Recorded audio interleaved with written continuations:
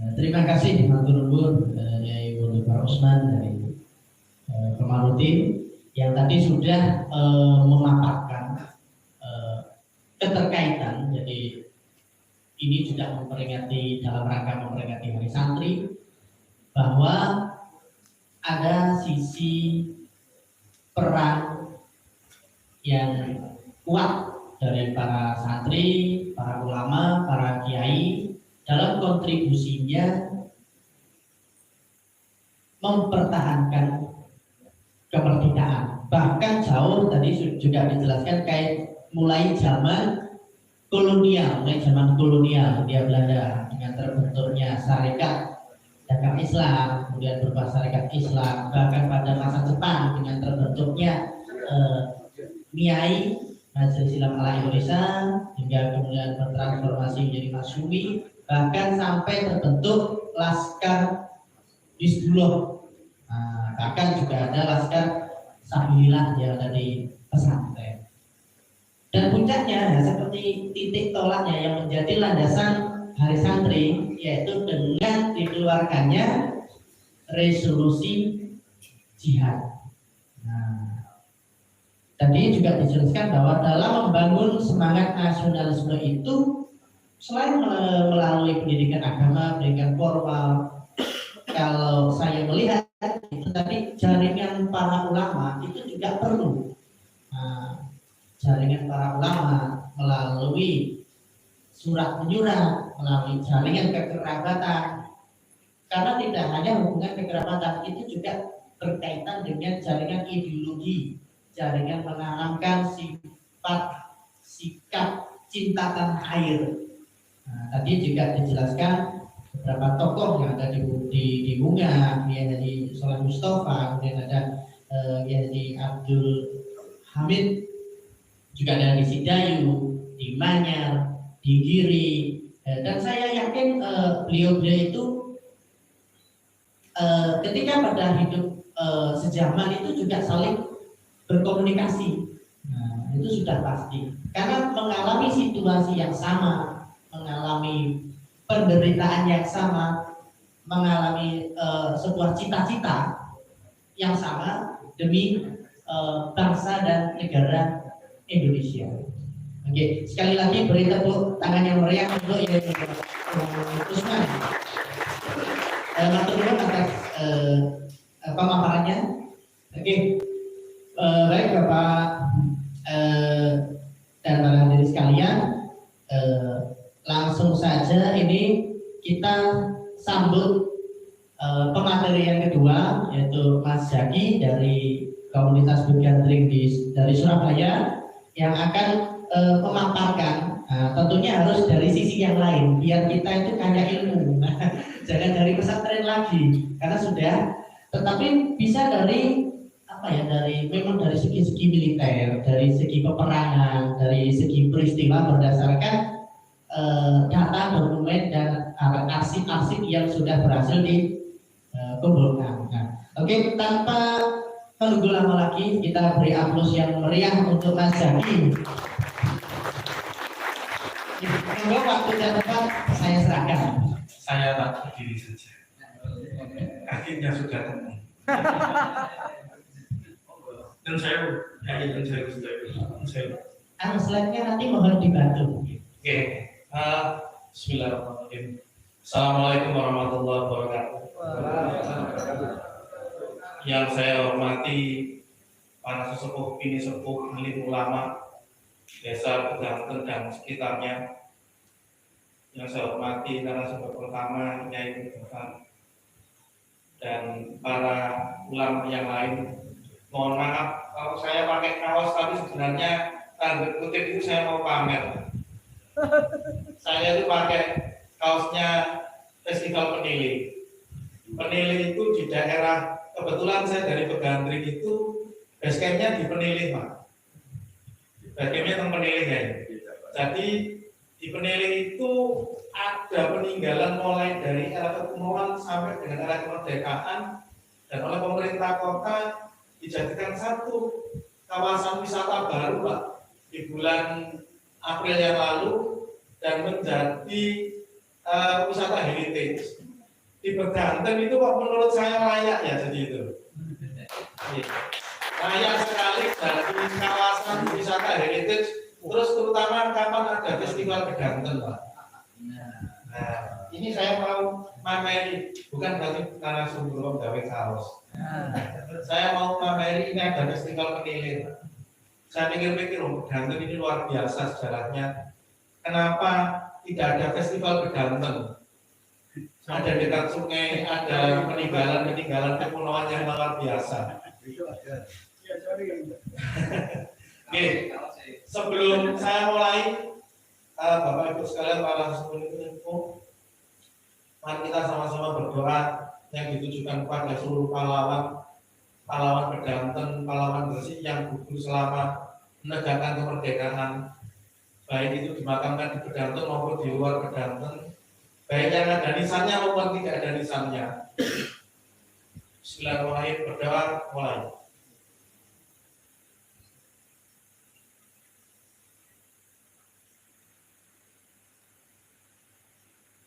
Amin. Teman-teman sangat, kalau sudah berdoa itu pahlawan itu lego saya.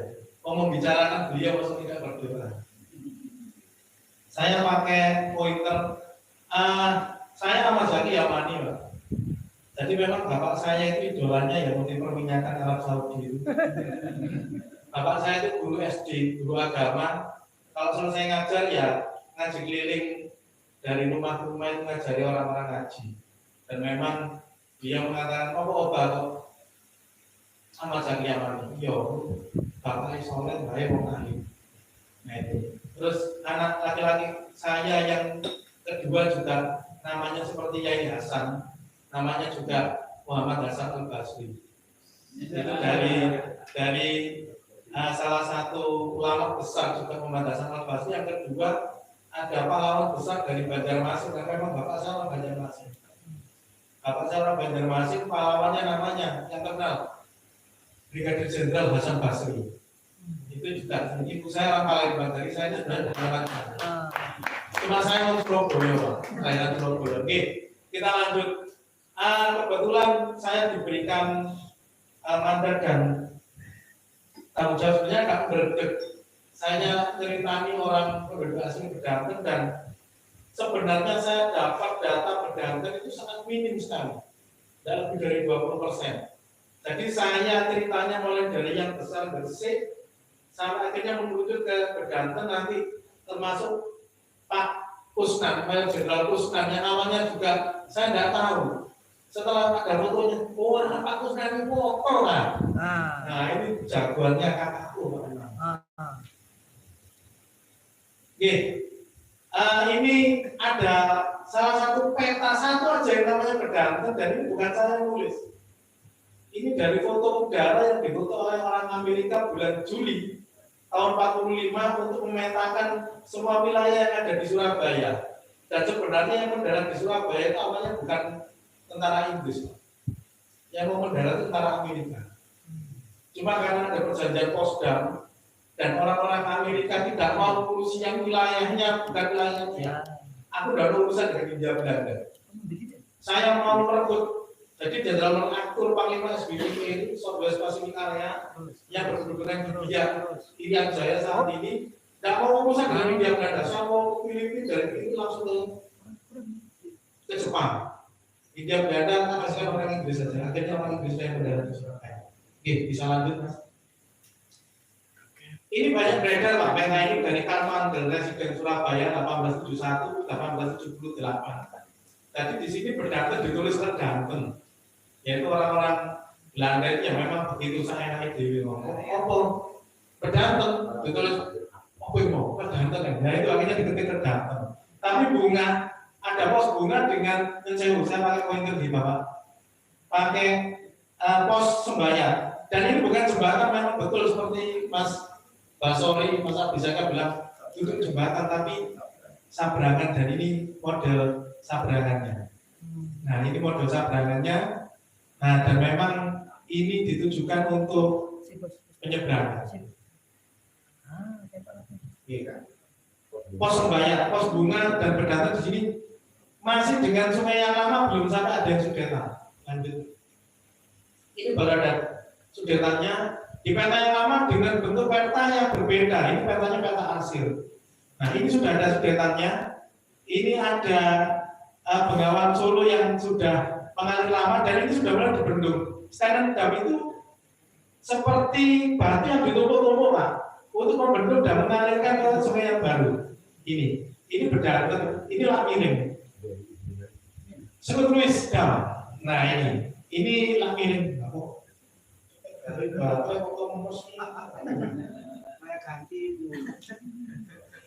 Ya, ini Bedanten dan ini sungai yang sudah disudet. Saya juga tidak tahu perlu berapa ribu orang meluruskan sungai ini sampai ke ujung Pangkah, luar biasa. Sedayu.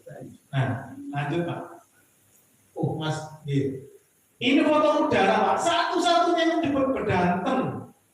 Dan ini saya cuma dapat satu saja. Ini di foto bulan Juli 45 pada saat Amerika itu mau mendarat dan dia butuh mapping untuk di mana tempat-tempat yang ada. Ini Bedanten, ini sungai lama yang sudah dibentuk dan sudah mulai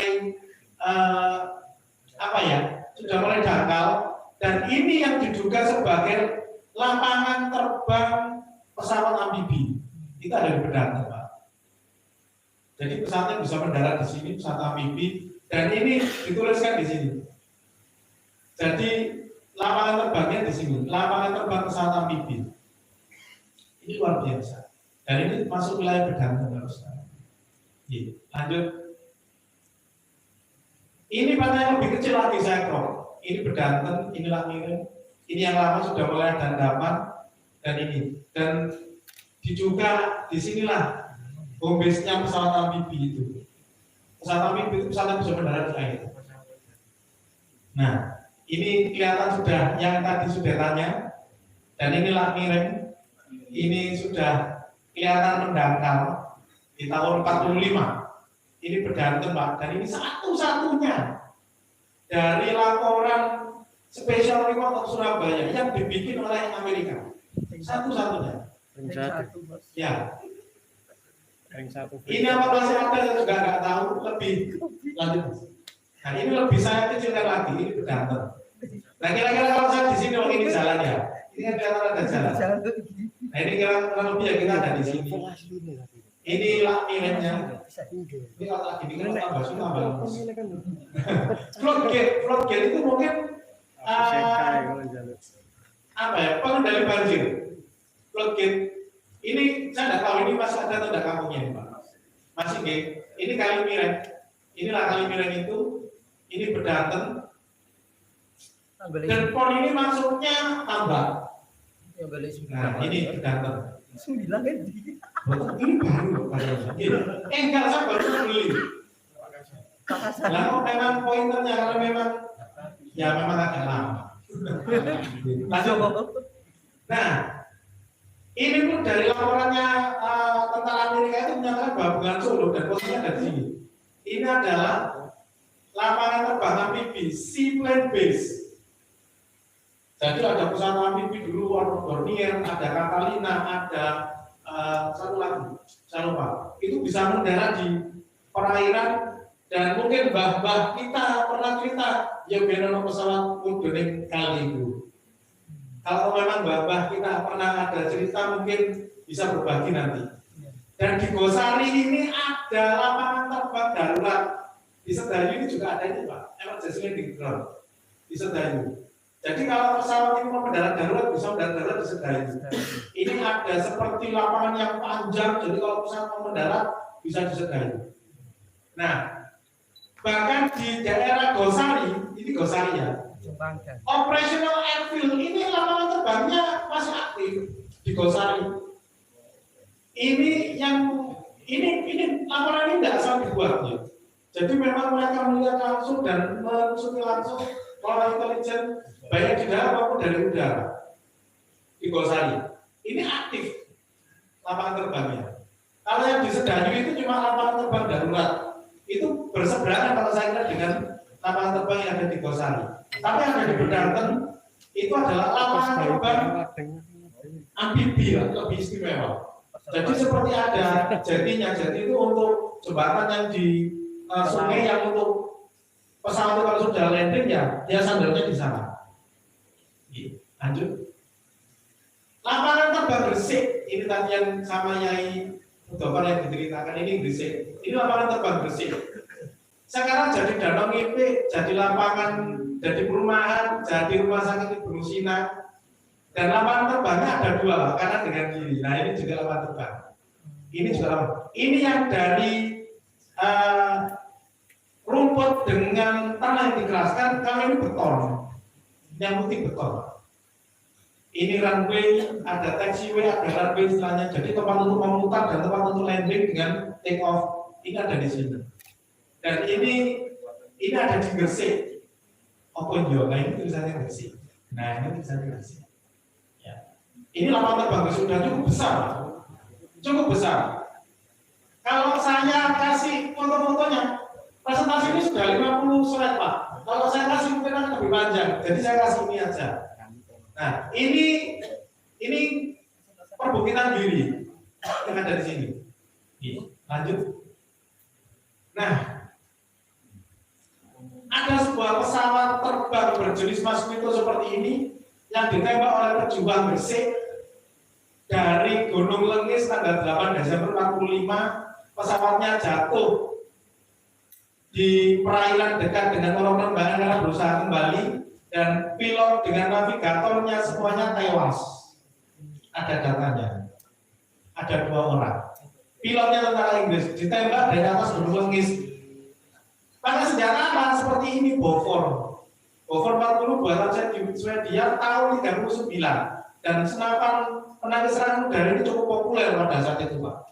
Di Hindia Belanda itu ada satu pelajaran persenjataan tahun 39 sebelum Jepang masuk. Karena mereka menduga bahwa pasti akan Jepang masuk dan persenjataan modern seperti ini dibutuhkan. Nah, mereka terbang untuk mengintai di daerah Kalitangi, daerah yang menjadi pertahanan di depan, supaya karena akses satu-satunya untuk masuk Gresik tidak dari Kalitangi. Jadi mereka mengintai seberapa kuat pasukan TKR. Tanggal 8 Desember 45 kan masih TKR, Tentara Keamanan Rakyat. Baru berubah Tentara Republik Indonesia itu bulan Februari tahun 46. TRI. Nah, Masmito ditembak jatuh dengan tembakan akurat tuh Pak. By accurate fire from. Jadi nembaknya nggak usah jeblek enggak. Ditembak pihak mati dua-duanya. Pesawat yang begitu hebat di Perang Dunia Kedua. Ditembak jatuh orang Gresik. Dan ini luar biasa. Tapi sebenarnya senjata itu ditemukan dan dihancurkan oleh pasukan infanteri Inggris. Pada saat mereka nyerbu tanggal 16 Desember mereka melakukan besar-besaran. Ada satu batalion West Yorkshire yang bertempur dengan orang-orang Nazi Jerman dari Afrika, bertempur dengan orang-orang Gresik di perbatasan Gresik dan Surabaya. Dan memang benar musuhnya bukan tentara Pak. Masa ada tentara yang mahir di usia 3 bulan kan nggak ada, dibandingkan mereka yang sudah pengalaman di Perang Dunia Kedua melawan Nazi Jerman dengan melawan orang-orang Jepang di Vietnam. Yang dilawan memang pasukan rakyat yang dulunya hanya peta heiho dari Hizbullah, dan berhasil nembak jatuh pesawat yang begitu luar biasa. Pesawat ini kencang Pak, larinya bisa sampai 700 km per jam. Dikatakan nyamuk karena memang suaranya seperti nyamuk. Masya Allah. Lagi. Dan ini yang luar biasa, pesawat yang lincah, begitu hebat, punya persenjataan di depan hidung ini ditembak jatuh dengan tembakan yang akurat. Jadi tembaknya tidak ngawur, tembaknya presisi jatuh, luar biasa. Lanjut. Nah, jembatan Kalitangi Pak ini Pak. Ini foto udara jembatan Kalitangi tahun 47 awal bulan Januari. Jembatannya hancur, ini jembatannya hancur. Kalitangi, ini ke arah Gresik, jembatan Kalitangi, ini jembatan kereta api. Jembatan kereta apinya hancur Pak, nanti kelihatan ada. Ini ada mortir 80, konten Mas. Kalau dibesarkan kelihatan Pak, di situ ada mortir yang berdiri. Ini ada Amtrak itu amphibious tractor. Jadi seperti tank amfibi yang bisa untuk mengangkut pasukan yang nanti turunnya dari sini. Kalau di sini nyabrang di sini masuk ke Gresik. Ini jembatannya yang untuk tengah pinggir Amtrak ini. Jadi parkirnya di sini Amtrak ini. Dan ini sampai sekarang masih ada lengkungannya dan kalinya sungainya masih ada, jalannya di sini juga masih ada. Nah, jembatan Kalimati ini dihancurkan tanggal 16 Januari tahun 46 oleh batalnya Pak Sunaryadi pakai meledak satu gerobak ditaruh di atas jembatannya meledak. Setelah meledak kota Gresik digempur besar-besaran oleh 2 batalion. Ada Pak Darmo Suboto di sana, ada Pak Sunaryadi dengan Ibu Suboto. Nah, supaya tidak dibantu oleh pasukan Belanda dari Surabaya, jembatan ini harus diledakkan. Nah, ini jembatan ini untuk turun ke sungai untuk tank amfibi tadi. Nah, masuk di sini nanti keluarnya dari sini. Ya, lanjut. Nah, ini kalau dibesarkan. Jadi ini jembatan kereta api, Pak. Dari Surabaya menuju ke stasiun Indro. Ini sebenarnya kalau dibesarkan jembatannya hancur. Saya dengar rekamannya Mas Basori Mas Abiseka didengarkan ada orang berdatang 2 orang di sana mau menghancurkan jembatan. Itu pada saat diledakkan nggak tahu jantung itu jembatannya hancur ini Mas. Ini kerjanya orang berdatang.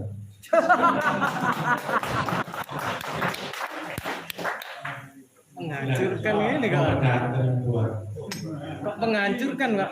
Nah ini namanya siapa waktu itu saya lupa Pak. Di rekaman itu ada 2 orang menjaga diperintahkan di sisi Surabaya. Kalau tentara Belanda itu menyerang segera ledakkan jembatan kereta api ini karena ini sudah meledak. Pak Sokran ya? Pak Sokran memang hebat. Ya ini Pak, ini yang terjadi. Ini jembatan ini di Gresik. Lanjut. Nah, ada 2 cerita lagi yang sama. Di rekaman itu didengarkan pada saat itu ada perlintasan kereta api antara dengan kereta api yang di jalan itu nanti kalau enggak itu di rekamannya di grup itu ada Pak. Gerbong-gerbong itu ditutupkan di jalan supaya tidak bisa lewat. Dan ini gerbongnya. Dan cerita itu benar Pak. Ini Pak, ini perlintasannya di sini perlintasannya. Dan ini jalan kereta api ini gerbong Pak.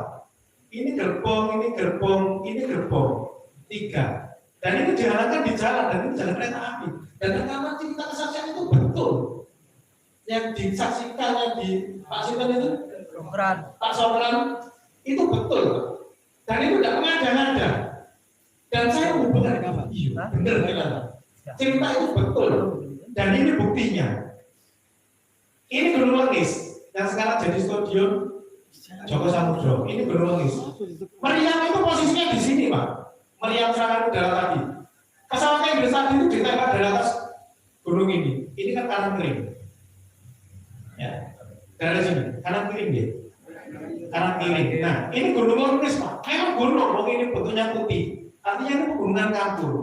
Dan jalan putih ini bukan jalan aspal, Pak. Ini jalan kapur yang dikeraskan. Dan kalau lewat pada saat musim kemarau ya betul. Ini buktinya putih jalan. Dan ini dari kapur, ini jalan kapur. Ini jalan kereta api yang menuju ke stasiun Indro. Dan kesaksian dari Pak Sokran itu betul bahwa ada gerbong yang dihalalkan di jalan supaya tentara Belanda dari Surabaya tidak masuk ke Gresik. Nah, Pak Sokran yang cerita Pak Sokran atau pelakunya Pak Sokran? Pak Sokran yang cerita anaknya Bapak Akwan. Nah, dari RT Bandara. Dari RT Bandara.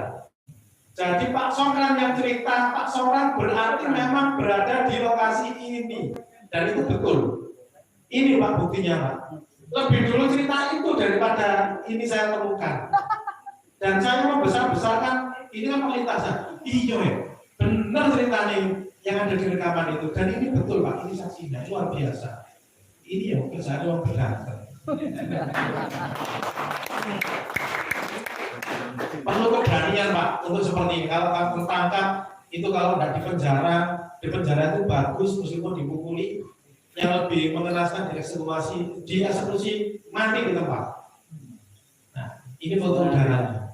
Dan kalau saya bohong boleh dicocokkan Pak. Nah, ini Gunung Lengis, ini Jalan Kalitangling. Lanjut. Nah, Pertempuran Gresik bulan April sampai bulan Juni 46 semuanya direkod dalam laporan militer Belanda. Militer Belanda itu prima, Pak. Kalau kita jarang menulis, nggak sempat. Jangankan menulis, mengingatnya tanggal saja. Karena kami tidak sibuk menulis dan mencatat, kami sibuk bertempur. Yang saya ada kata pelaku sejarah dengan Mas Eko Jarwanto sama-sama. Nanti saya ngomong tanggal 25 Mas Eko. Wah, aku tanggal 1, tanggal 20. Tuh, tak iso pula di mana tanggal 20. Dan itu tanggal 15. Itu masalah tanggal. Ini membuktikan bahwa perjuangan kita saat itu tidak pernah mengingatkan tanggal. Ya sibuk bertempur. Enggak. Setelah perang itu selesai, semuanya dibikin untuk membuat laporan. Jadi wajar antara laporan saya dengan Mas Eko Jarwanto itu berbeda. Karena tidak ada yang ingat, tidak ada yang mencatat. Mau bukti? Lanjutnya. Giri diserang 6 kali oleh militer, diserang 4 kali oleh militer Belanda. Tanggal 26 Mei, 2 Juni, tanggal 7 Juni, dan tanggal 26. Giri diserang 6 kali. Yang didapat adalah 120 butir peluru mortir, 30 peluru mortir, 260 amunisi, ada 300 peluru stand dan 300 amunisi laras panjang.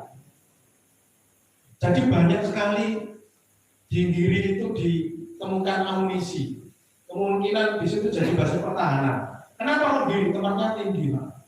Untuk pengintaian itu gampang, kelihatan di mana-mana. Sehingga Giri diserang. Padahal Giri itu ada healing ground dan masjidnya. Itu Belanda juga ada main-main. Apa buktinya? Di Giri ada tugu dan ada makam pahlawan Giri. Di Giri itu kalau mau menuju yang pintu tangga sebelah kanan, arah masjid sebelah kiri ada TMP Giri. Jadi bukti dari serangan ini. Di Gunung Sari dan ini tanggal-tanggal ada tanggal penyerangan di wilayah-wilayah ini, Pak. Full ini serangan. Nah, ada Lepit, ada Silong, ada Gunung Sarinya, itu Gunung Mukti. Ini Sidomukti, dan ini dibuktikan bahwa Giri diserang sama 4 kali. Lanjut. Indro. Nah, Indro diserang 6 kali. Kok tenang, Indro diserang 6 kali. Ada apanya sih Indro? Diserang 6 kali, Pak. Tanggal 27 Maret, 17 Mei, 25 Mei, 31 Mei, tanggal 5 Juni, 21 Juni. Di Karangkering diserang tanggal 24 April. Ini Karangkering. Ya, Karangkering. Karangkering. Ya, diserang tanggal 24. Teman saya Cak TP pernah ke makam Songo di daerah Karangkering, pakai ventilator, nemu beberapa peluru dan itu diberikan saya. Disimpan teman saya, tak tanya peluru ini hilang. Bagus. Nah. Di Indro, Pak, itu banyak sekali disita perlengkapan militer termasuk peluru dan persenjataan. Di Indro, 6 kali patroli, 6 kali diserang.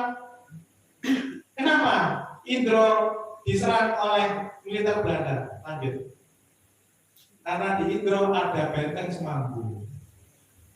Ada yang pernah ngalamin. Sekarang jadi Wilma. Ini bentengnya, Pak, di pesisir, Pak. Model bentengnya ini meriam-meriam besarnya masih utuh menghadap ke laut. Indro diserang, kalau ini tidak dikuasai, Pak, ini akan menembaki kapal-kapal yang ada di Tanjung Perak dan kapal-kapal Belanda yang akan masuk ke Surabaya. Jadi kenapa Indro itu diserang 6 kali karena permasalahan benteng ini. Ini benteng sebenarnya benteng lama. Benteng lama pertahanan partai dari India Belanda yang itu berjajar-jajar. Ada di daerah Semanggung, di daerah Kedung Coek, di daerah Kaligawir, di Madura itu ada yang paling besar di Modung, ada Tanjung Piring, ada Sembilangan, ada Batu Koror. Jadi Surabaya itu dikelilingi oleh pertahanan pantai seperti ini. Dan ini kalau dari udara, Pak, tidak kelihatan apalagi dari laut. Karena ini ada ketinggian di sini yang meng-cover perbentengan itu dari laut tidak kelihatan. Dan dari udara ini kelihatan. Jadi perbentengannya ini parapet. Parapet itu tempat untuk menaruh meriam. Dan ini meriam besar-besarnya masih utuh. Dan semuanya menghadap ke laut. Ini kalau ada kapal Belanda lewat, udah ditembak dan kena kan ganti gawe. Nah, makanya itu oleh Belanda Indro diserang 6 kali supaya para pejuang pergi dari sana dan ini tidak dijadikan sebagai satu pertahanan yang kuat. Nah, termasuk di Gedong Tambak dan kali yang ada di sini. Bulan Maret tahun 46. Jadi ini pertahanan Republik, Pak. Ini pertahanan kita yang ada di sini. Ini tandanya adalah senapan mesin dan senapan mesin berat. Dan sama dengan orang-orang Belanda pun menempatkan senapan mesin berat yang ada di sini. Nah, ini sebenarnya terjadi setelah jembatan ini diledakkan. Tapi karena bantuan yang lebih besar dengan pesawat udara milik Belanda yang lebih kuat, akhirnya ini yang jebol sudah. Sehingga Belanda dengan leluasa bisa masuk ke Gresik dengan menambah jembatan Kalitang yang tadi sudah diledakkan. Nah, main-main 72 kali patroli untuk bisa menguasai wilayah jembatan ini. Nanti tadi mengatakan bahwa yang ada di Bedanten para penggempur dalam itu di bawahnya Pak Jarot. Apa benar? Iya, memang. Karena amanat Belanda tanggal 2 Januari 47 disebutkan bahwa seperti yang telah diberitakan secara memuakan, ya, memuakan ini manole. Apa? Penggempur dalam mana? Siapa? PD. Aduh, PD mana? Ini, Pak. Seperti yang telah diberitakan secara memuakan. Artinya Belanda itu jengkel dengan namanya penggempur dalam. Aktivitas di bawah tanah musuh terus berlanjut dengan cepat. Teman kami maksudnya yang musuh saja. Markosen dari PD pun Generalan tampak sangat aktif. Selanjutnya di tempat yang berbeda, markas besarnya tampak di lokasi Parengan.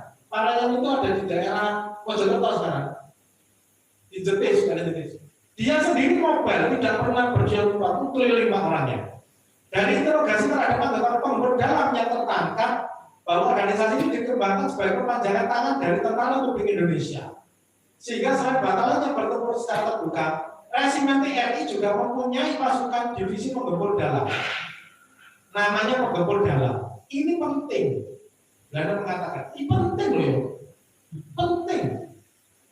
Ini sungguh menunjukkan bahwa beberapa anggota penggempur dalam menyangkal bahwa mereka adalah anggota unit yang dipimpin oleh Matosin. Kamu nggak tahu Matosinnya? Bukan, Pak. Saya bukan Pak Matosin. Saya anak buahnya Pak Jarot. Tetapi mengaku sebagai bagian dari Resimen 2 Divisi 6 TNI di bawah komando Pak Subianto. Jarot Subianto.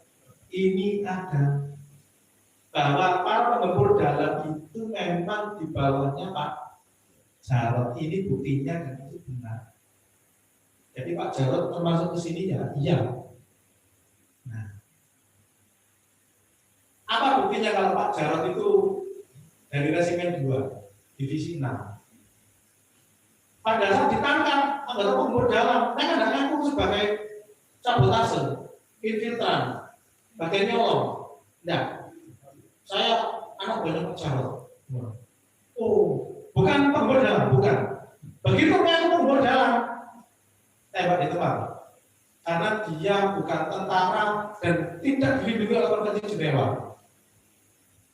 Kalau saya, aku saboter penggempur dalam, saya akan ngomong gas, karena tidak ada hukumnya, pengacau.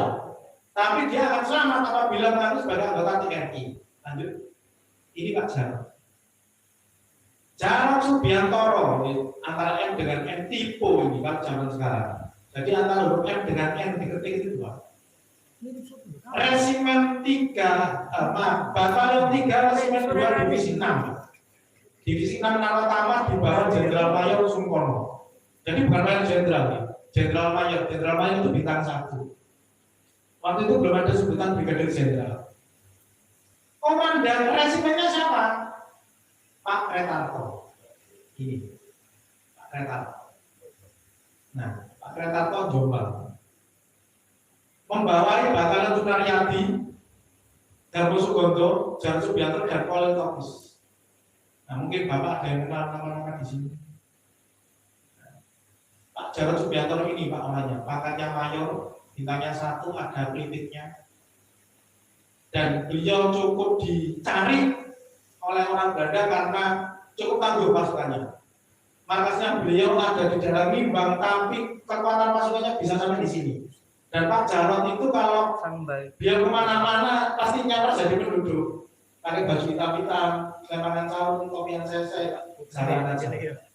Jadi kalau ada patroli Belanda, dari mana? Dari sini Pak, saya penduduk, saya petani, ya percaya modelnya kayak gini. Kalau seperti saya mau petani kan nggak percaya. Masa kalau sampai petani segerbu kerawal nggak percaya, pasti ditangkap. Nah, Pak Darmo Sugondo ini sama, ini anggota, ini juga tidak pernah tertangkap. Markas gelandangnya di Madi, Surabaya Barat. Dan sama, beliau ini juga sama-sama pintar intelijen orang dua ini Pak. Kalau masuk ke Surabaya tidak pernah tertangkap. Nyamar jadi orang Cina, saya ada fotonya. Saya punya fotonya Pak Darmo Sugondo nyamar jadi orang Cina, nyamar jadi tukang buah, nyamar jadi ulama pakai baju putih-putih dengan ada. Saya ada fotonya dari anaknya beliau. Lanjut. Nah, ciri-ciri penggempur dalam laporan Belanda 15 Maret 47. Menurut laporan interogasi dari divisi A, Kenil, Marsaid ditangkap 2 Maret 47 saat itu bekerja di Duduk Sampean sebagai penggempur dalam pimpinan Samad yang semua merupakan kaki tangan Matosin. Sekarang menjadi generasi polisi tentara khusus bagian dari divisi 5 TNI di Gresik. Nah, di Gresik orang ada detasemen PTC yang pasukannya teratur menggunakan perahu melalui kampung-kampung di Gresik, Pak. Jadi pengumpul dalam itu pakai perahu, di Dadu masuk ke Surabaya. Nah, Berdanten itu kan ada sungainya, Pak. Nah, ada sungainya. Apalagi daerah Manyar itu, Kireng itu masih ada sungainya besar. Jadi naik perahu di Gayo. Dan kamu bisa orang saya nelayan bawa tuan, oh nelayan. Ini jaraknya, oh lanjut. Padahal pengumpul dalam. Nah, melalui Gresik kan ke Surabaya dengan penugasan mencuri bahan-bahan perang, menimbun alat perkantoran, kertas, mesin teh, karbon, dan lain-lain gulungan film. Kita mempelajari detail yang luar biasa. Laporan mata-mata dibuat dalam 4 rangkap. Nah, pada saat anggota pengumpul dalam itu ditangkap, dia menyimpan satu laporan yang laporannya dengan 4 rangkap, dan itu diketik. Dan Belanda tak cukup, ternyata laporan infiltrasi itu sudah dilaporkan sedemikian bagusnya dalam 4 rangkap. Kalau 4 rangkap itu masih ada karbonnya, ada kertasnya, ada petanya, ada mesin tiknya. Dan Belanda menganggap itu luar biasa.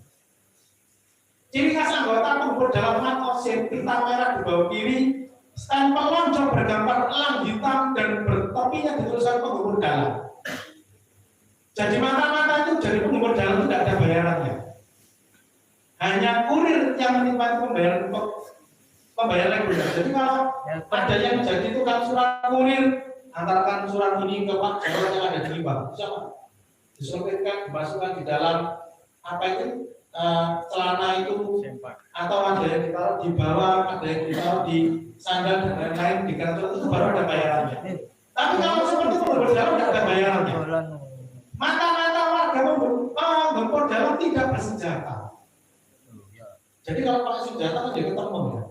Jadi termasuk anggota penggempur dalam yang ada di Berdanten. Kemungkinan sebagian besar juga ada bersenjata. Ya kalau beroperasi tidak bersenjata supaya tidak ketahuan. Tapi kalau pada saat kembali ke markas ya mereka kan bersenjata dan itu ada buktinya. Lanjut, inilah Pak Matosin. Ini Pak Matosin dan Pak Matosin pada saat tahun 50 dia difoto pakai pakai dan lantang. Garizal. Mirip. Ini Pak Matosin. Lanjut. Nah, ini pasukan penggempur dalam Matosin Jawa Timur Narotama. Narotama ini divisinya. Ini bintangnya 2 tanpa pelipis dan 1. Foto Pak Matosin dengan istrinya sesudah Pak Matosin diangkat menjadi Letnan 1 TNI dalam Korwil 46 pengawalan divisi 1 46/1 saat ini divisi 1 Jawa Timur. Divisi 1 Jawa Timur baru ada tahun 50-an. Ini Pak Matosin. Ini komandannya penggempur dalam Matosin. Nah, penggempur dalam Berdanten ini loh yang saya tanya Pak siapa namanya, mungkin saya bisa nyari. Tidak ada yang tahu. Komandannya penggempur dalam dari Berdanten. Lanjut. Nih, ini makamnya Pak Matosin di makam pahlawan Suma Bangsa, Surabaya. Depannya THR, Pak Matosin kapten, bila pensiun kapten, meninggal tahun 63 sebelum G13 sekarang. Pak Matasin. Ini makamnya, ini saya sendiri yang ngomong. Lanjut. Nah, laporan militer Belanda 11 April 47 di Gresik sektor. Saya begini, Gresik ini masuk Banyuwangi. Ternyata saya menuju ke sini ada di sebelah sini kayak namanya Banyuwangi. Oh, ini loh Banyuwangi. Nah, di daerah Manyar Bunga, ini saya sebenarnya begini Pak. Saya ini kesulitan mencari Bedanten ini apa nak dilapor di sini sama Belanda Bedanten ini. Ada apa dengan Bedanten? Apakah Bedanten itu tidak bisa mata-mata masuk sehingga tidak ada laporannya? Sehingga tidak ditulis di sini. Di Bunga itu ada 4 tank Valen. Tank Valen ini jembatan tank. Jadi di Bunga itu jalannya dilubangi segini, dalamnya 2 meter, jumlahnya 4. Supaya tank tidak masuk ke arah Segayu. Dan ini dilaporkan oleh militer Belanda di Bunga. Ada 4 tank Valen. Tank Valen itu jembatan tank. Nah, lanjut. 11 Agustus 47 di Gresik, di Bunga, markas besar dari TRI yang ada di Bunga semua di Gresik semuanya digeser ke Bunga. Dan di Swiss Miring itu ada 12 anggota TRI bersenjata. Swiss Miring di seberang, di Kali Miring itu, di pintu air. Nah di Swiss Miring itu ada 12 anggota TRI bersenjata. Jadi pintu air Lak Miring itu dijaga oleh 12 anggota TRI Pak bersenjata. Nah itu nanti bisa di-tracing. Beliau siapa yang menjaga di sana? Mungkin salah satunya dari sini. Dan itu yang dilaporkan. Ini semua hasil laporan mata-mata yang sangat luar biasa anggota Nevis. Netherlands East Indies Intelligence Force. Nah itu mata-matanya Belanda. Saya sampai di tingkat dusun. Jadi satu dusun satu anggota Nevis yang nanti melaporkan secara berarti. Nah, jadi Swiss Miring ini ada sebelum dikuasai oleh Belanda sudah dijaga oleh 12 anggota TNI tahun 67. Nah, termasuk di Bunga itu menjadi konsentrasi seluruh pasukan TRI yang ada di Gresik semuanya ditarik ke Bunga. Dan itu betul seperti yang disampaikan oleh Yai Mustafa. Betul. Ini buktinya. Bunga. Lanjut. Nah, 25 Agustus 47 di Kali Miring itu perahunya nggak bisa lewat karena jembatannya dipasang ranjau oleh anggota TNI. Jadi nggak bisa digunakan untuk kalau dibuka beda karena dipasang demisen. Apalagi Kali Miring, warga perahu Gester nggak bisa lewat perahu nih karena dipasang ini demisen ranjau. Jadi kalau diangkat jangan meledak. Dan ranjaunya kita jangan berpikir ranjau itu dari bom udara yang besar 50 kilo yang besarnya seperti meja ini. Dan itu bisa yang namanya track bomb. Jadi itu dimodifikasi mountingnya yang seperti ini diganti dengan peluru yang ada ke bawah. Kalau ditarik dari jauh pelurunya jatuh meledak dan bomnya sebesar ini juga itu meledak. Yang terjadi pasti Kali Miring itu akan hancur. Nah, perahunya nggak bisa lewat karena dipasang. Dan ini di wilayah Banten. Nah, ini Madura, ini Malang, ini Madura, Malang, Lumajang. Lanjut. 9 Oktober 47 di Sembayang dan Bunga. Ada Mandan duduk sampai Tirem Ambeng-Ambeng. Di Sembayang ada 100 anggota TRI yang semuanya bersenjata.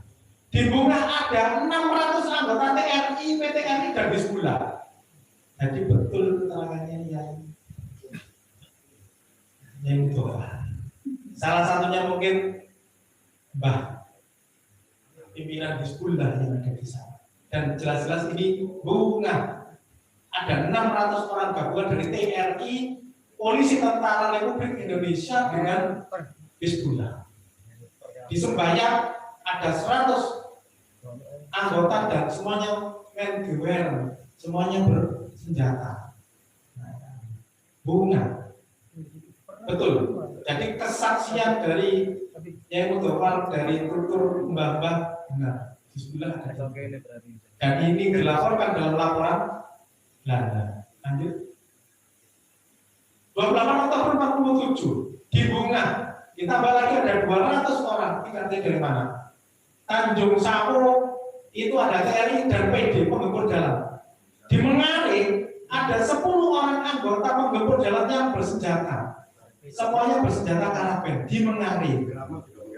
Keramat di Mengarik. Nah, Tanjung Sawah juga Mengarik. Nah, ini berarti di total ada 30, 10, 40 dengan 10. Ada 50 orang di sekitar dan semuanya bersenjata. Met karabin, bawa met karabin, semuanya bersenjata karabin. Karabin itu senjata panjang. Nah, di Bunga ketambahan 200 orang lagi. Nah, itu datangnya dari mana juga nggak tahu. Ini Gresik, Cerme, Lampah, Metatu, Ambon, Teratai, Gedong Laut, Greget, Sekar Putih, Gedang Belut ya, Kuotan, Bunga, dan semuanya terdaftar sampai dengan jumlah-jumlahnya lengkap. Jadi intelijen Belanda ini benar-benar bekerja. Ini buktinya sampai hari ini kita bisa melihat laporannya. Masuk api ngomong terima kasih mata-matanya. Terima kasih. Terima kasih mata. Kan tidak mungkin. Tapi ya ini kita nikmati sebagai bukti bahwa perjuangan itu ada. Lanjut. Siapa Stefan Overser? Ini kedudukan Pak, bahwa Surabaya itu dikepung dari Gresik betul. Dari Surabaya ini semua keluar. Ini sebenarnya matanya besar, cuma saya potong Pak. Ada 100 orang, kalau posisinya ini di ujung ini, saya kira itu di daerah Bunga. Di daerah Bunga. Nah, di ujung ini 100. Ini Gresik, Cermin, dan Surabaya sampai dengan Mojokerto itu dikepung. Ini sudah kelihatan ribuan Pak. 750 lah, Pak Jarod ada di sini dengan 750 pasukannya. Nah, lanjut. 24 November 47 di Bunga ada 200 anggota Angkatan Laut Republik Indonesia dipimpin oleh Pak Jerman, pangkatnya Kapten, dengan 170 anggota TNI di bawah pimpinan Abi Suswondo. Ada 1 anggota, ada 1 mortir dengan banyak persenjataan. Jadi di situ ada anggota di Bunga itu ada kurang lebih 370 pejuang, 200 dari Angkatan Laut. Ya, bisa jadi Pak Usnani itu ada di situ. Pak Usnani foto, lembung, benih, kering. Nah, ini ada di sini Pak, di Bunga. Bunga itu dengan berdatang kan cuma 1 garis lurus keluar saja. Gitu. Saya cuma heran, kenapa sih berdatang nggak Dok? Ya tulisan cici lah, kena kulit. Tapi nggak ada. Saya juga bertanya-tanya, apa sih berdatang itu apa nggak bisa dimasukin? Begitu masuk, intelijen. Saya macam-macam, makanya dia pulang balik bilang, gitu. Saya nggak tahu kenapa berdatang nggak bisa dimasukin. Itu luar biasa loh Pak. Artinya kekuatannya ada di berdatang itu tidak bisa terlekot. Ya, saya yakin berada juga pusing. Lanjut. 1 Januari 48 di Bunga, jembatan Bunga ini dihancurkan Pak. Brookvalen. Penilaian itu hancur. Jadi jembatan Bunga itu hancur. Cuma saya nggak tahu jembatan yang mana, maksud jembatan yang besar. Walaupun mungkin jembatan lama. Dan mungkin bapak-bapak yang lebih tahu dari saya di mana jembatan Bunga yang dihancurkan.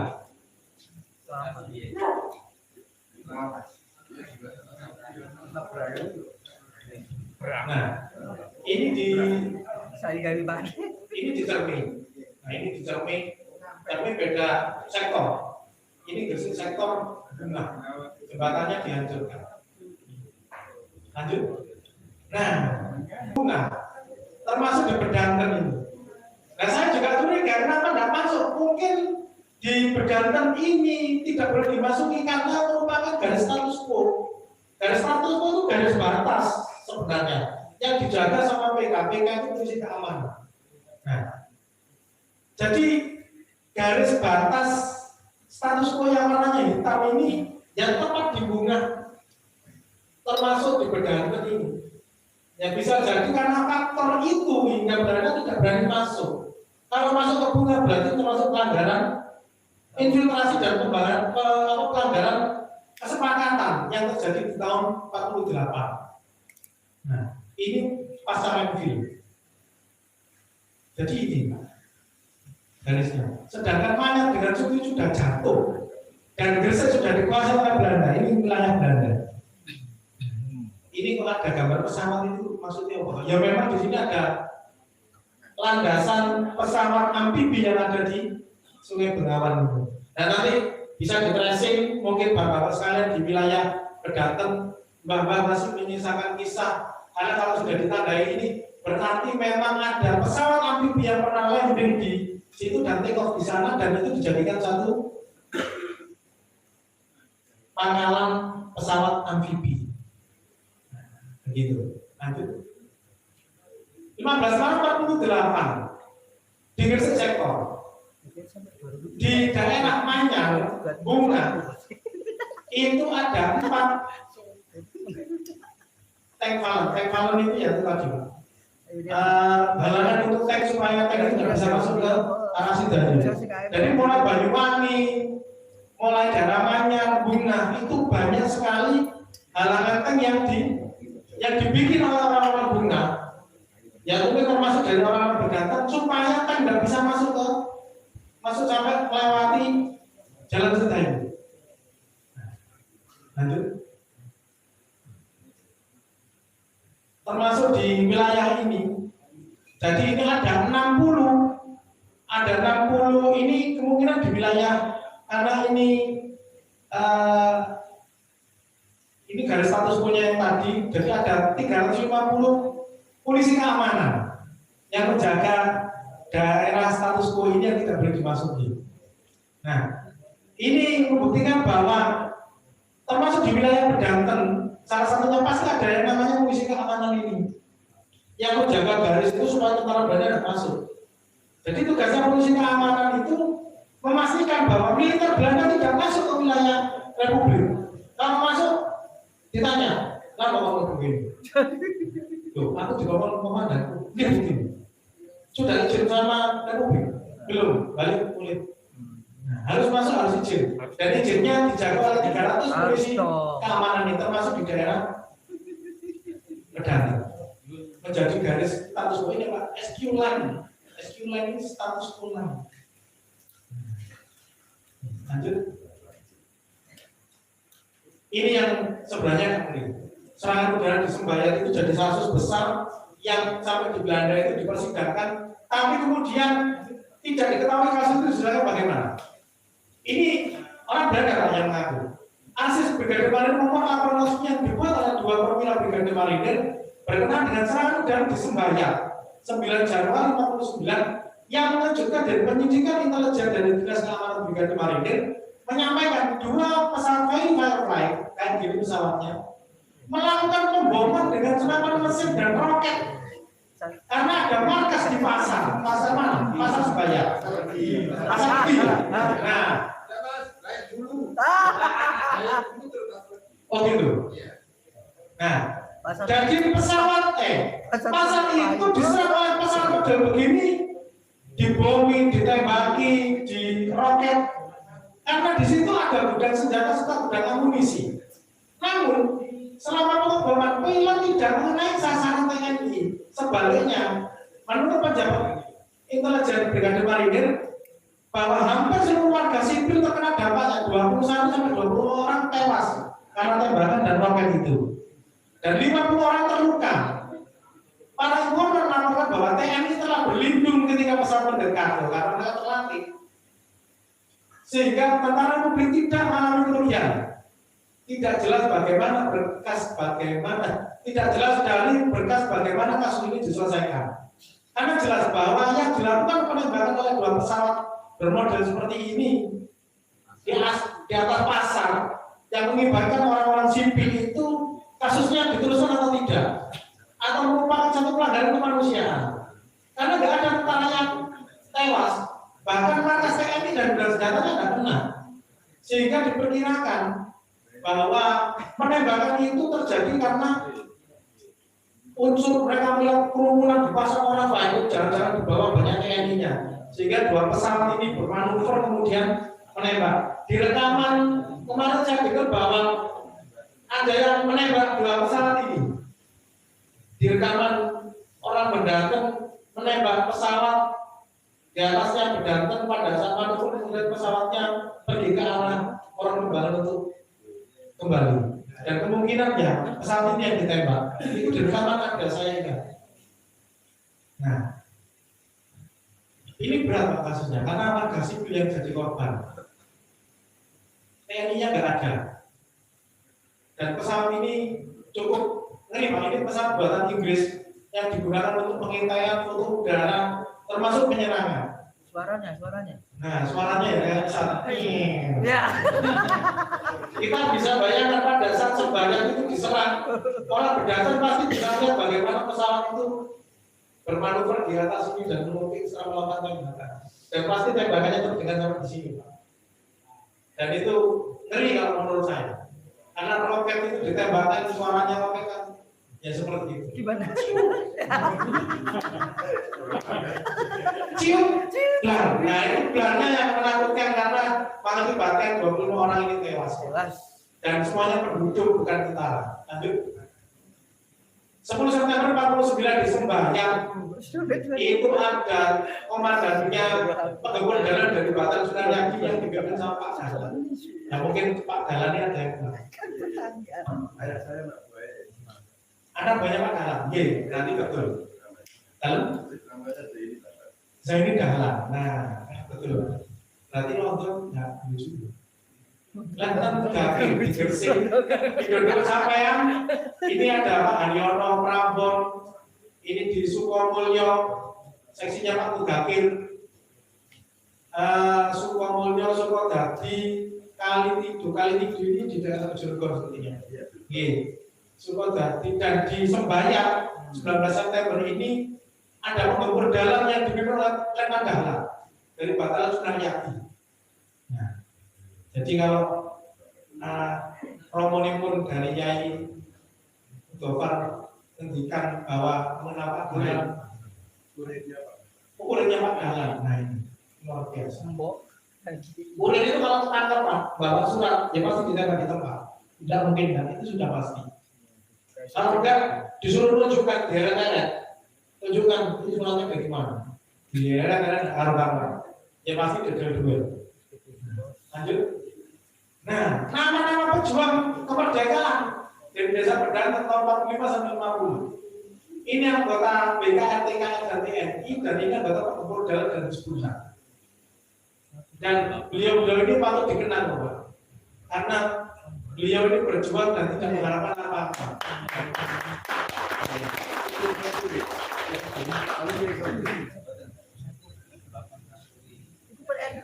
Dan itu ada Letnan Wakid, ada Pak Jenderal Kusnan, nah ada saudaranya Wiki, dan namanya siapa juga belum diketahui, Samsuri, itu BKR sampai dengan TNI, terutama anggota penggempur dan Hizbullah. Hizbullah itu memang ada yang dilatih di Cibarusah selama 3 bulan, mulai bulan Februari sampai bulan Mei tahun 45, dan tiap kali sidenan setiap wilayah itu hanya dibagi 2 orang. Gresik itu 2 orang, saya lupa namanya siapa. Jadi satu kali sidenan Surabaya cuma 11 orang yang berada di Barusah. Nanti kalau sudah pulang itu diminta untuk melatih anggota Hizbullah. Nah mungkin kalau yang di daerah Gresik latihannya di Sedayu. Nah ini ada cerita unik tentang Pak Jenderal Kusnan itu. Jadi Mas Basori, saya lebih sering kontak dengan Mas Basori Mas Abisaka itu. Mas ini Pak Jenderal Kusnan, saya tak cari Pak Jenderal Kusnan yang Mas tolong saya minta tolong ini fotonya kalau ada, karena dari foto itu nanti kita bisa dikenali dari satuan mana kalau ada belum berdata. Sekarang tak carikan, itu warikan terus dikasihkan gambar. Oh Pak Kusnan foto kata aku. Mas Jenderal Kusnan foto ini kan. Buat kayak saya. Bahaya lah. Baik. Pak Kusnan Wongko ini pejuang hebat. Apapun cerita beliau ini, beliau memang asli petarung kalau saya katakan. Mulai dari zaman beliau awal berjuang bagaimana dan berani menentang, tidak mau dimasukkan ke dalam NKR. Jadi dulu beliau berani menentang, dijadikan satu dengan Marin Keamanan Rakyatnya Ahmad Manji yang ngambil senjata Jepang di Manatnya di tengah-tengah itu kami tidak uang. Tidak mau, saya tidak mau bergabung dengan MKR karena saya dari SPD, soal pelayanan tinggi. Saya banyak Pak Pati yang ada di Jogja. Oh berarti kamu kuliah, memang Pak Sani atau apa? Itu Pak Sani Wono yang bilang. Dia memang saya Pak Sani atau apa? Akhirnya ya sudah dipisah. Nah, yang MKR markasnya di Lawang dan selanjutnya banyak dari MKR nanti LRI itu yang akhirnya terlibat dengan Madiun 48. Dan Pak Kusnandi Woto sempat ditangkap, dibawa ke Lawang, tapi utusan dari Jogja datang untuk menyelamatkan dan dia dibawa ke wilayahnya markas besar umum ALRI Jogja yang dipimpin Pak Pardi itu ditaruh di daerah wilayah Jogja termasuk di Cilacap. Lanjut. Nah inilah beliau, Mayor Jenderal Kedokteran Kusnandi Woto. Nah, makanya beliau terakhir pensiun dengan Pak Jenderal. Kalau saya kira sebenarnya kalau bisa lah Pak Jenderal yang tentang Pak. Nah, pensiunnya tahun 78. Waktu itu Panglima KKU-nya Pak Hartono yang beliau kalau saya katakan gugur karena sesuatu hal.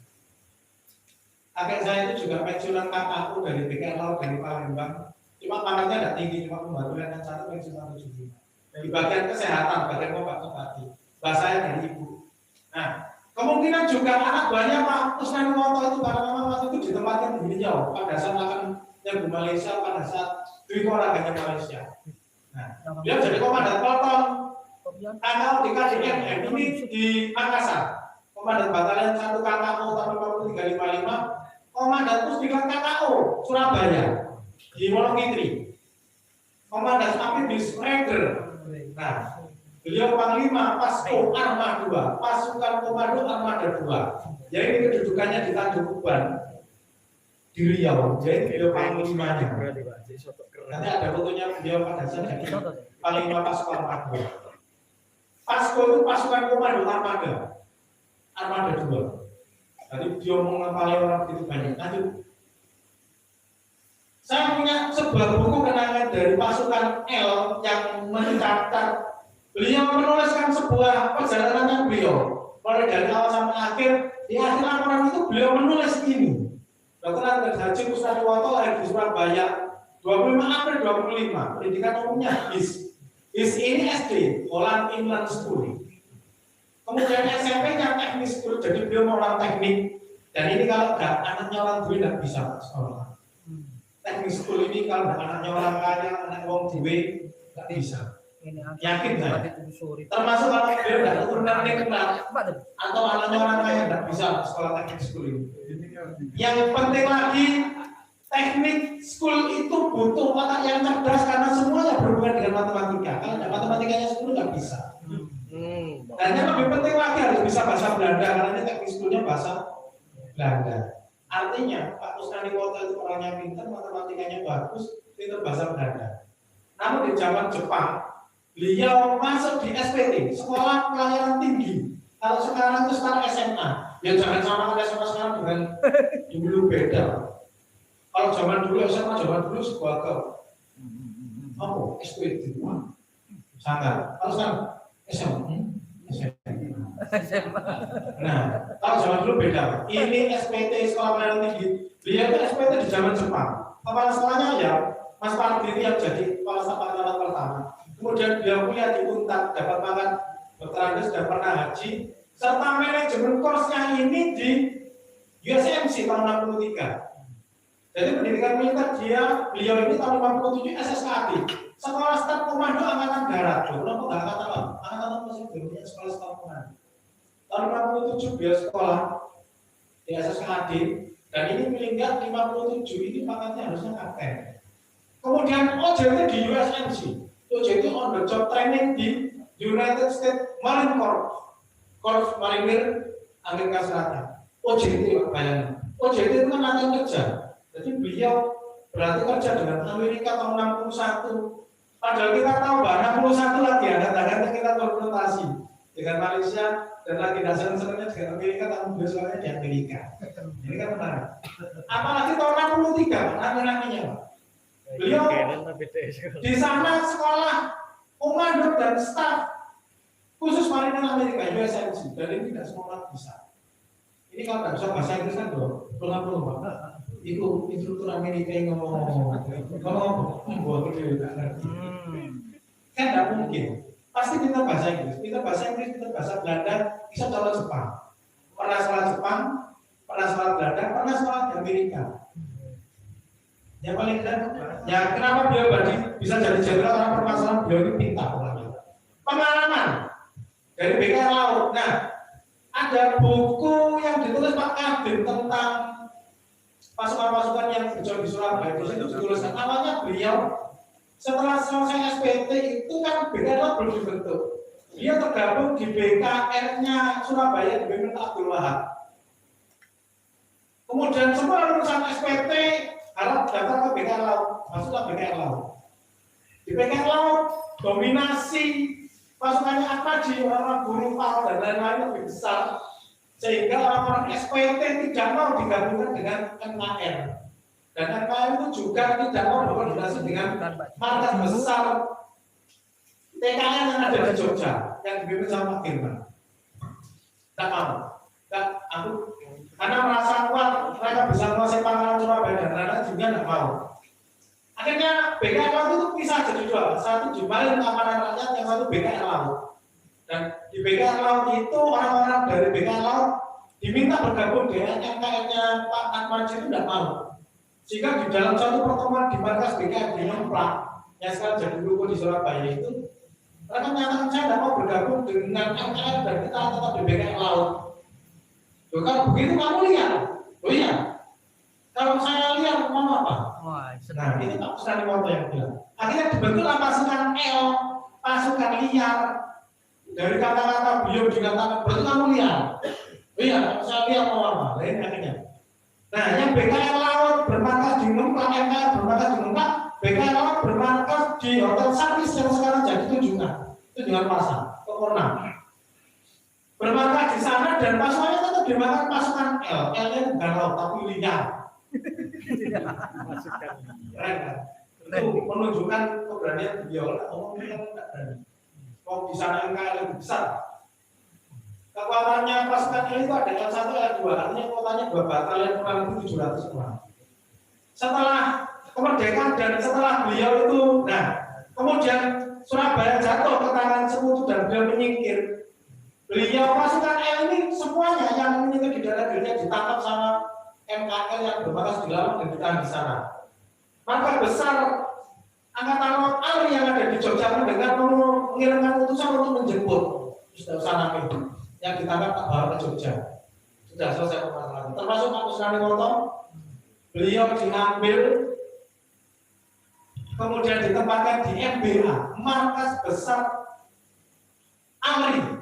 MBA, markas besar ALRI, staf umum 1 intelijen. Bagian nyaman-nyaman gigi. Nah, kemudian tahun 53 dibentuk KKO kemudian menjadi marinir di tahun 75 pada saat Timur. Angkat terakhir Marinir Jenderal tahun 78 wirausaha hingga sekarang itu buku itu dibentuk itu tahun 85-an. Lanjut. Nah, ini waktu Pak Kusnadi Woto masih berpangkat letnan. Inilah laporan kepada Kolonel Letnan Kusnadi Woto kepada Kasal Pak Subiarto dalam rangka peninjauan latihan KKO tahun 55. Ini Pak Kusnadi Woto.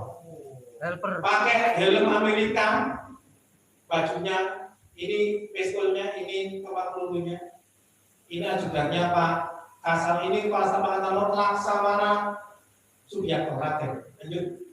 Setelah lapor beliau memeriksa pasukannya Pak Kusnadi Woto. Wah, ini Pak Kusnadi Woto.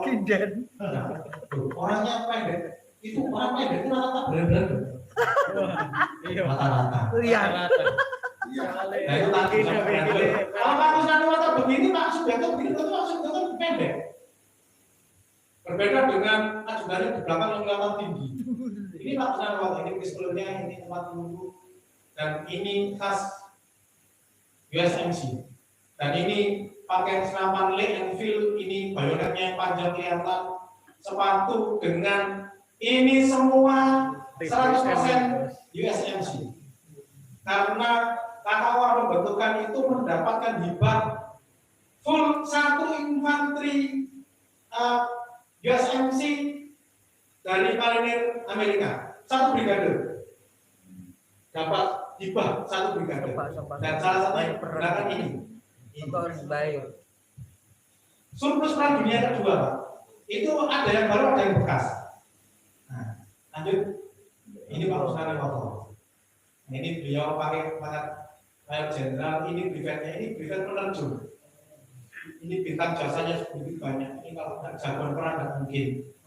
Ini lagi santai sambil pegang rokok. Surya Nah, makanya kelihatan kalau orang terus berani dan pintar ini, Pak. Ini pintar, Pak.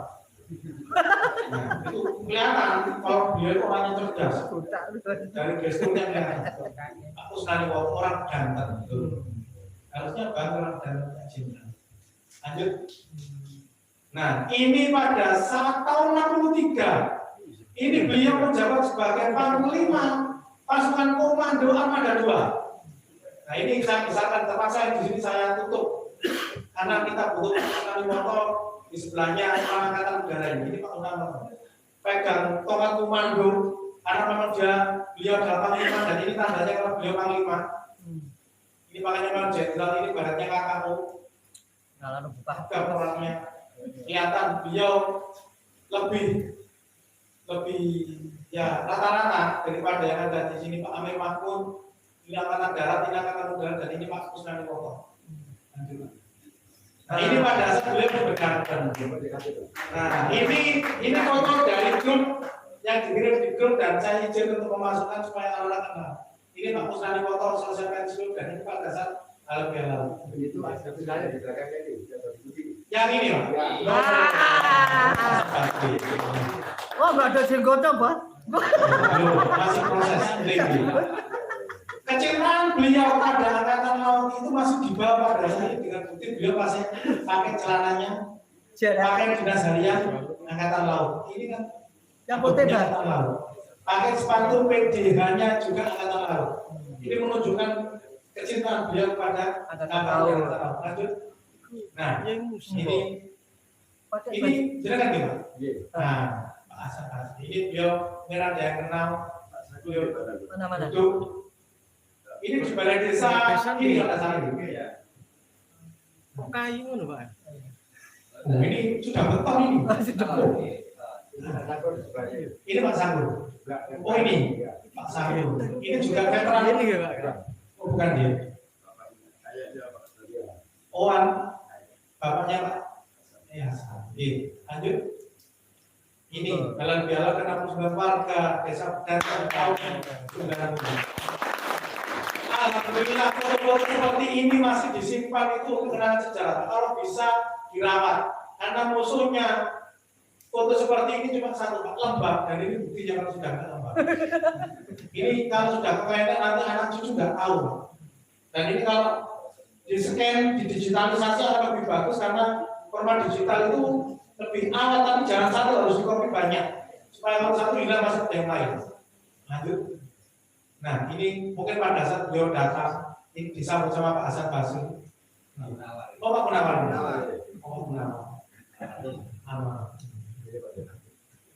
Ini beliau datang sebagai pejabat, ya. Reuni Panglima Pasukan Komando. Nah, ini tidak sembarangan. Reuni. Lanjut. Nah, ini pada saat beliau memberikan sambutan, celananya Angkatan Laut dengan PDH-nya, beliau sebenarnya tidak bisa meninggalkan Angkatan Laut meskipun pensiun. Identitasnya sebagai Angkatan Laut itu masih di bawah.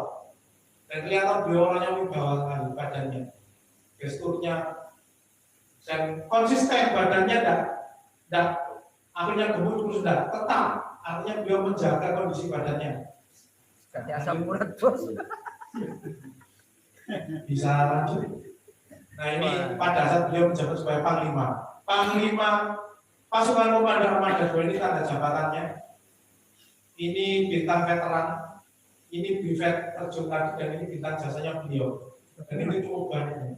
Jadi sudah pernah. Ini belum pernah. Belum pernah ya. Ini bintang duanya kelihatan di sini. Mayor Jenderal ini lambangnya marinir di leher. Jadi lambangnya samudra dengan keris di leher. Dan ini fotonya beliau ini menunjukkan beliau perwira tinggi dan gagahnya masih tetap hingga beliau sepuh. Lanjut. Terima kasih. Sekian dari saya, mohon maaf kurang lebihnya, saya mohon maaf apabila banyak kekurangan dan tidak terlalu banyak membahas pedanten. Selanjutnya saya serahkan kepada moderator kembali. Matur nuwun. Assalamualaikum warahmatullahi wabarakatuh.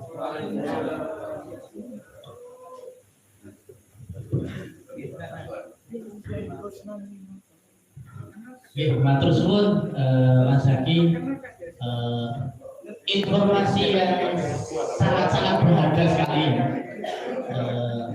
baik dalam kasanah sejarah Gresik dan juga dalam lingkup yang lebih spesifik sejarah Bedanten, di mana desa Bedanten ini juga mampu melahirkan sosok-sosok penting bagi perjuangan kemerdekaan bangsa Indonesia, di mana tadi disebutkan salah satunya adalah Jenderal Kusnani Oto, Jenderal Kusnani. Tidak menutup kemungkinan juga masih banyak tokoh-tokoh lain juga. Tetapi seperti tadi disebutkan, mungkin ya Belanda ini lebih Bedanten, atau bisa jadi intelijennya tidak bisa memperoleh informasi, menangkap apa ya, penggempur dalam, ya penggempur dalam. Karena rapinya begitu, kekompakan itu juga bisa menutup informasi perjuangan masyarakat seluruh Bedanten. Oke, ini kita dari kita komunikasi, mungkin ada dari para hadirin sekalian yang ingin mengeluarkan unek-uneknya. Mungkin punya informasi, menambah informasi, atau mungkin bertanya, mengkonfirmasi, atau menyumbangkan apapun gitu, terkait dengan kesejarahan Bedanten, terutama di era-era perjuangan ini. Nah, untuk pertama ini coba kita buka 3 penanya, gitu ya, 3 penanya.